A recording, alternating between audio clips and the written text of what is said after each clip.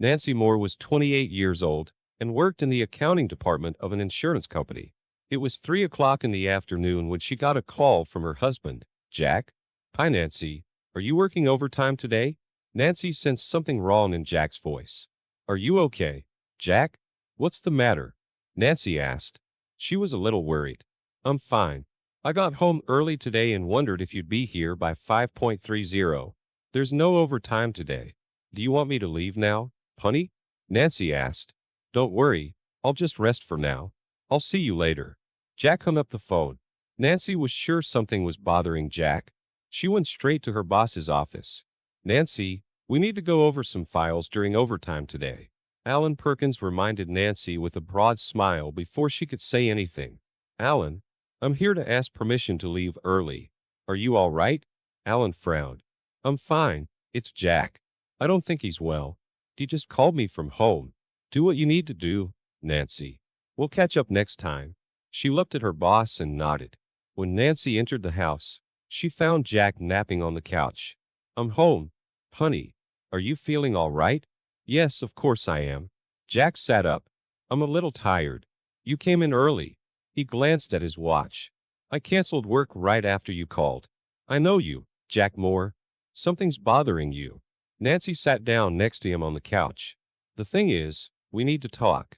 Jack turned his face and looked Nancy in the eye. God, Nancy thought. Please, I don't want any bad news. She took a deep breath. What do you want to talk about, Jack? She asked fearfully. I don't know where to start, except that we've grown distant from each other lately. Nancy frowned. I'm going to be honest with you, Nancy. I've fallen out of love with you. What? Nancy twitched. Honey, we're a married couple, and we have a lot of goals for our future.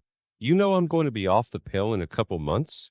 As we discussed, I want to have our first child by early next year. We'll buy our own house and, I know, Nancy, Jack intervened. I met someone. Someone? Nancy couldn't hold back her tears. Yes, a young woman, and we're in love. I'm sorry, but there's no easy way to tell you this. But Jack, how could you do this to me? To us? Nancy was still trying to process what was happening. We've known each other for 5 years and married for 3. In the last 6 months, you've changed and you've been neglecting me. I've never neglected you, Jack. I've always been here for you. You started with your weekly overtime, sometimes twice a week. But Jack, I did it for us. We need the money to buy a house. Then you started your weekly hen parties with your coworkers. After that, you went shopping every Saturday for a couple hours a day.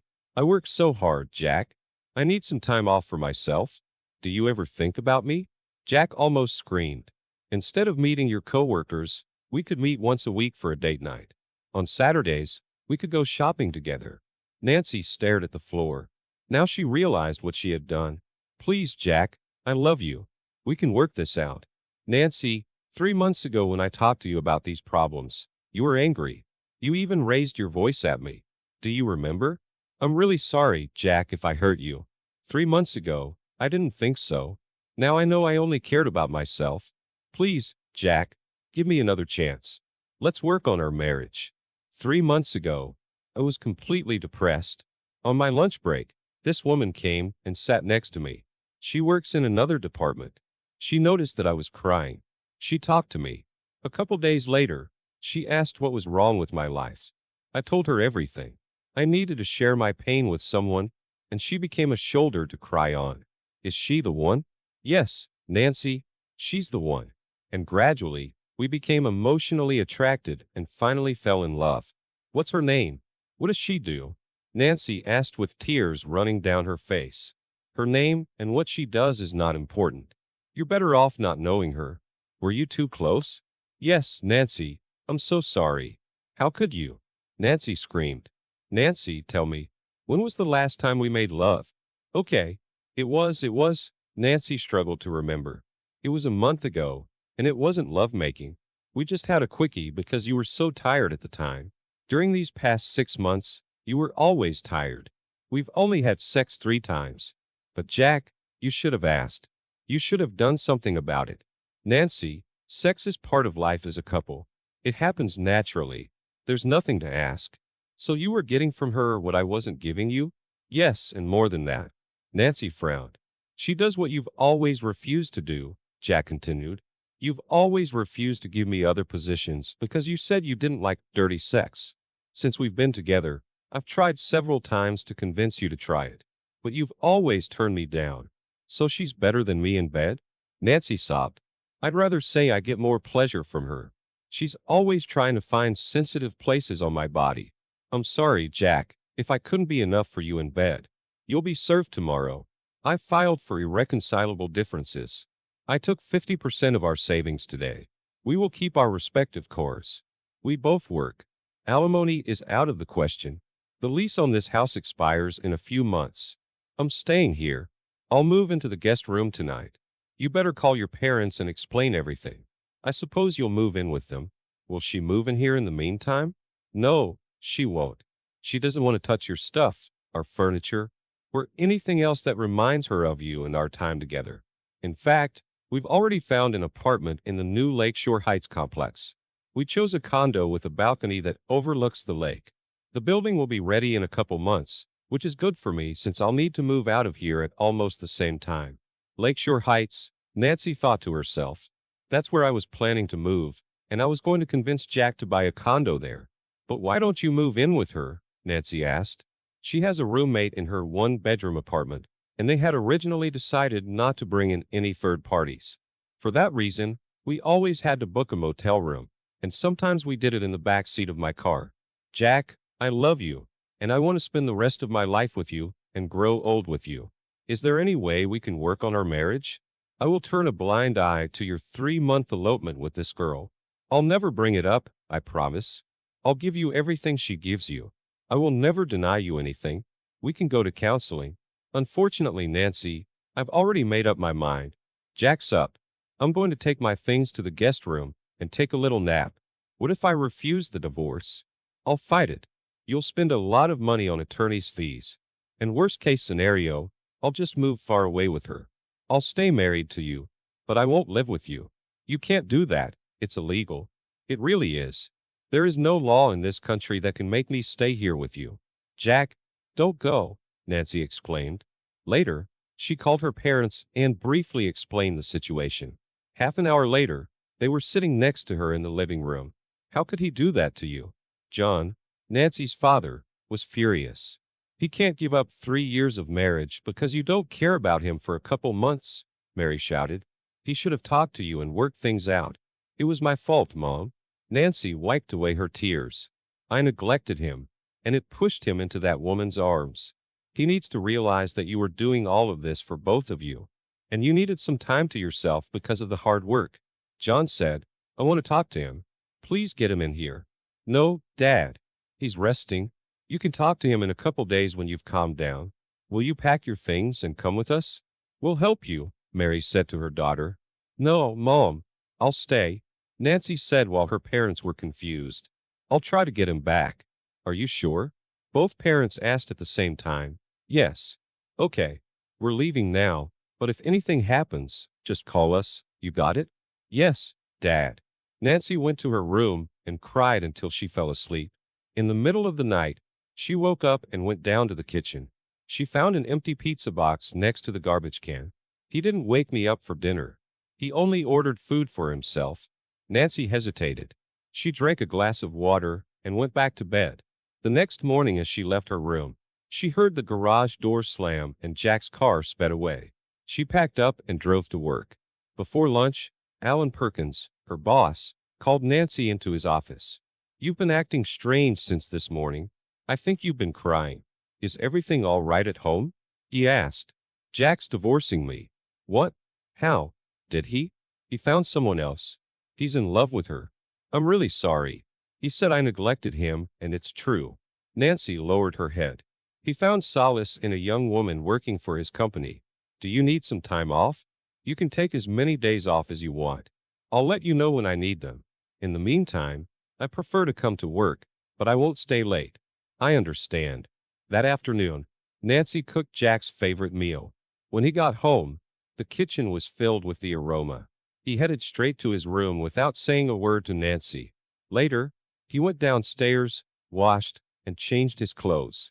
I have a date tonight, he told Nancy. I've got things ready for both of us, and Nancy almost cried. You'd better not cook for me since we'll be eating separately from now on. As you wish, Jack. When can I expect you back? I don't know what time I'll be back. Jack headed for the door. I love you, Jack. Tears streamed down her face. Jack closed the door behind him.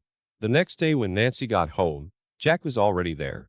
Nancy put her purse away and went into the kitchen to pour herself a glass of water. The doorbell rang. It's for you, Jack said without looking at Nancy.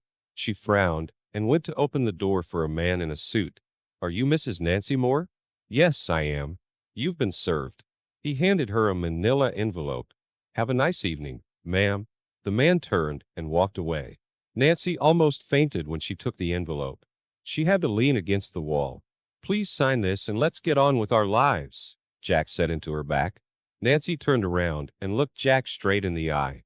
So for 6 months, I neglected you, and you forgot all the good times we had together. I told you I would change, and I will. I'll be a better wife and a better friend. Please, I'm begging you, Jack. I'm only asking for one more chance. This was a mistake. Can't you forgive me? A mistake. How can it be a mistake if you planned it all out in advance? It's not what you think. You tell me what I should be thinking. About the good times we used to have together, so you put an end to it. And believe me, the time I'm spending with her now is much better than the time we had together. Just sign the papers, okay? Jack made his way to his room. Nancy sat down and opened the envelope with trembling hands. She looked through the papers and signed them. Later, when she went into her room, she heard Jack talking on the phone. His door was open. Yes, baby, he said. She was served this afternoon. The countdown has begun. I love you too, sweetheart. You going off the pill right now is a good idea. We can get married right after the divorce with your bloated belly. You'll look fantastic in your wedding dress. Nancy went into her room and closed the door behind her. If only I could go back in time, she said to herself. The next day, she woke up early, left her papers on the kitchen table, and drove to work. There, she called her parents and told them about her situation. They asked her to pack her things and leave the house. She only replied that she would do so. She later informed Alan Perkins that she had signed the divorce papers. It must be very hard for you, he asked. You can't imagine how much. It's like the whole world has come crashing down on me, Nancy sobbed. You shouldn't let yourself be humiliated. You're still young. Maybe life has other good things in store for you in the future. Jack was my future, and I blew it. Can we go for a drink after work to take the pressure off a bit? Alan Perkins asked. It all started with drinks after work, remember? Nancy turned around and walked to her workplace. As the days went by, Jack would come home late after dinner at the restaurant. When he was home, he made his own sandwiches. He did his own shopping. Nancy began to behave more defiantly at home, walking around in shorts and a tank top with no bra. Sometimes she would come into the kitchen wrapped in a towel when Jack was there. She would play the music and songs he liked best. Sometimes she would bow to him. She always waited for him in the evening and tried to strike up a conversation. Sometimes he would refuse, pretending to be tired and retire to his room. But sometimes he would sit down and listen to her. She never talked about the other woman. She always made it a point to bring back their old memories together, where she saw the sparkle in his eyes and the smile on his face. But then he would change the topic of conversation. On weekends, Jack would mow the grass or find something to do to keep himself busy, avoiding Nancy. In the evening, he would go out alone and return very late. One Friday night, she called Jack and asked him out that night. It would be dinner and dancing. He said yes. She was extremely happy. Even her coworkers noticed the change in her. She got home early and got ready. She applied nail polish and chose the dress Jack liked best, a turquoise pleated short-sleeve dress. She did her hair and carefully selected her makeup. They had a nice dinner, talking about everything but their real situation. For a moment, Nancy felt like everything that had happened in the last 6 months was like a nightmare, and she just woke up, leaving everything behind. Like they were still the madly in love couple they used to be. After dinner, they got their drinks and went to sit near the dance floor. A man came over and asked Nancy to dance. She looked at Jack, who shrugged his shoulders. She politely declined, and the man left. Will you dance with me? She asked Jack. Without saying a word, Jack stood up took her hand, and dragged her to the dance floor. They danced for 5 songs in a row. They moved to the beat of the music. As they walked back to their table, a slow song came on. Without saying a word, Nancy pulled Jack onto the dance floor, snuggled up to him, and rested her head on his shoulder. He could feel her breath on his neck. For weeks, she had wanted to hold him, feel his body next to hers, and make passionate love to him. "Let's go home," Jack whispered in her ear. Nancy smiled. On the drive back, Jack concentrated on driving while Nancy sat humming the songs they had just danced together. After Jack parked his car in the garage, Nancy ran to her room, leaving the door open, undressed, and lay naked on the bed waiting for her husband. Jack walked down the hall, past Nancy's room without even looking at her, and headed for the guest room. A shaken Nancy lay on the bed trying to comprehend what had happened. She jumped up and rushed into the guest room. She opened the door without knocking. Jack was shirtless. "What happened? Why aren't you taking your wife? It's been weeks since you've touched me, and I'm horny as hell. And I know you are, too. Nancy, we're getting a divorce. We can't be intimate. We're still married, and I'm still your wife. Please, honey, make love to me." She walked over to Jack and tried to put her arms around him. He avoided her and sat down on his bed. "Take what is yours, Jack. You can possess every inch of my body. Do whatever you want to me." She sat down next to him and tried to kiss him on the lips. He turned away and she touched his cheek. "Please, Jack, don't leave me. Don't divorce me. I love you. I'm only asking for your forgiveness. I know we can work things out. Let's just forget about these stupid 6 months like they never existed. You can do that, Jack, because you don't hate me. It's a little late for that, Nancy. It's never too late, Jack. Your weakness led you to someone else. You were vulnerable because of the situation I created. I was stupid and selfish. I've realized my mistakes, and I promise it will never happen again. I will be the best wife on this earth." Jack said nothing. There was a detached expression in his eyes. Nancy knelt down in front of him and took both of his hands. "I will be your slave, Jack. Your wish is law to me. You can beat me every day. Punish me for what I did to you. Humiliate me. But Jack, be my husband until death do us part." She cried, "I can't." Jack looked her straight in the eye. "But why can't you?" "Because I can't cheat on her." Nancy jumped up in anger. She, she screamed. "Who is she, by the way? Can't you see she's the separatrix? That bitch seduced you and played on your weakness. She knew you were married, and that didn't stop her from spreading her legs. How do you know she won't cheat on you? She won't. Whatever you tell me you'll do now, she'll be something more than that." Resigned, she walked to the door and stopped. "I'm tired, Jack. This divorce is eating me up inside. I'll call my parents first thing tomorrow to come over and help me pack," she said without turning to face him. "I'm really sorry for my mistakes. Please forgive me for the pain I caused you. I wish I could have been wiser. I wish you a happy life with your future wife." She left for her room with her head down.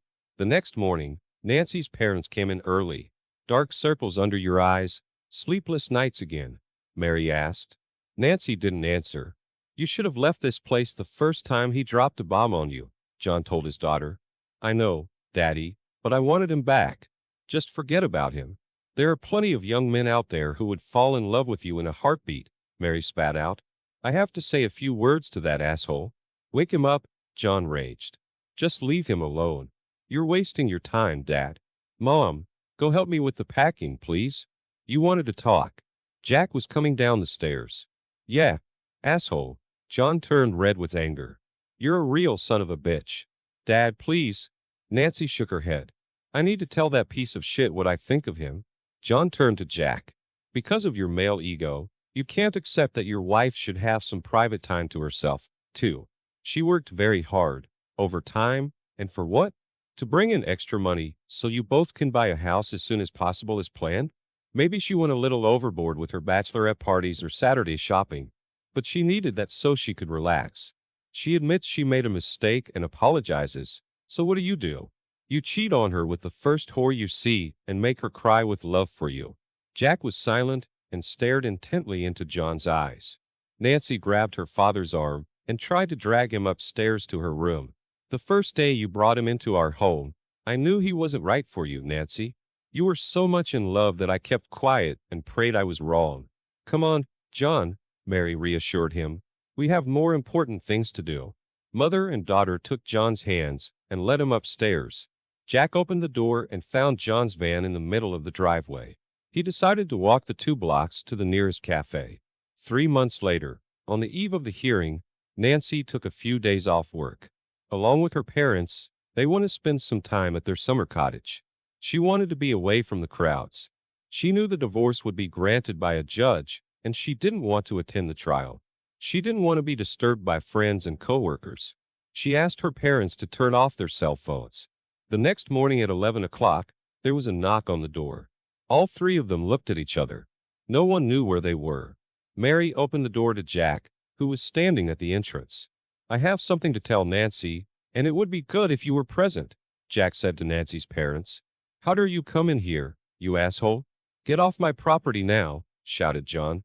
Nancy was silent. She didn't know what to do. I've tried calling and even stopped by your house. I assume you have all your cell phones turned off. Jack turned to Mary, ignoring John. I knew all of you would be here. He was still standing in the doorway. What do you want, Jack? Nancy found the courage to ask. The judge has already granted the divorce at 10 o'clock this morning. As of today, we're single. You came all this way just to tell my daughter you're single again? Mary raised her voice. Please leave before I break your jaw. John jabbed his finger at Jack.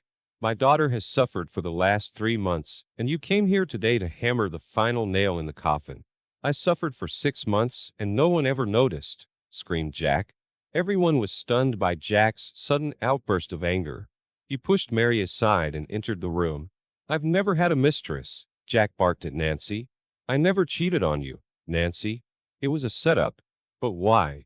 Nancy was shocked by Jack's revelation. John and Mary froze. Why? Can you say the same thing? Jack asked. Say what? That you never cheated on me? Nancy suddenly felt her legs growing weak. She couldn't stand. She collapsed into the chair. Jack turned to his former father-in-law. For all of those 6 months, that bitch had been sleeping with her boss, Alan Perkins. There was suddenly complete silence in the room. John and Mary couldn't believe their ears. They looked at their daughter. She couldn't meet their gaze. She began to cry. All that overtime, bachelorette parties or Saturday shopping, it was all a sham.